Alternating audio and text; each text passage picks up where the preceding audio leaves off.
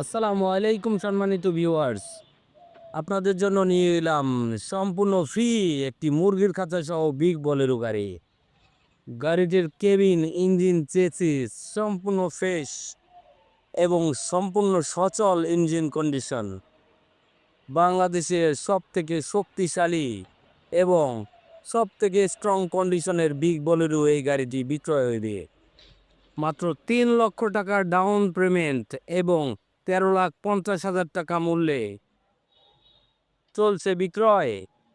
সাথে তো রয়েছে ৪৮ মাসের লং কিস্তি সুবিধা।